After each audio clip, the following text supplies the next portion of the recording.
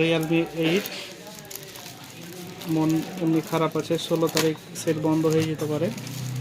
তার আগে আপনাদের ফোনগুলো শখের ফোনগুলো ঠিক করলেন। ভিভোর Y18 T3 লাইটে 2টি মডেলে হয়ে থাকে এবং আপডেট মডেল Oppo A5 এর 100% অরিজিনাল বডি রয়েছে, অরিজিনাল আমাদের কাছ থেকে নিতে পারবেন।